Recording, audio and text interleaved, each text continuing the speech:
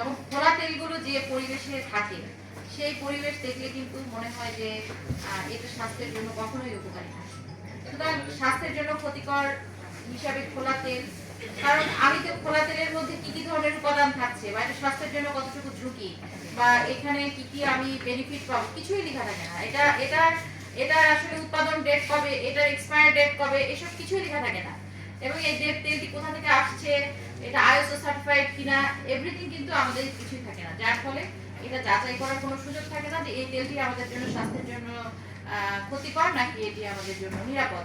সুতরাং খোলা তেলের বিষয়ে আপনাদের কাছ থেকে অনেক মানে এসছে যে আপনারা অনেকে বলছেন যে এটা গভর্নমেন্ট থেকে যদি অ্যাপ্লাই করা হয়, এখন গভর্নমেন্ট থেকে অ্যাপ্লাই করতে পারবে, কিন্তু গভর্নমেন্টের অ্যাপ্লাইটা কখন হবে? যখন মানে আমাদের ফিল্ড লেভেলের লোকজন তাদের মধ্যে একটা সচেতনতা তৈরি হবে যে না, আমরা আসলে খোলা তেল খাবো না, আমরা খাবো হচ্ছে প্যাকেটজাত তেল, বোতলজাত তেল।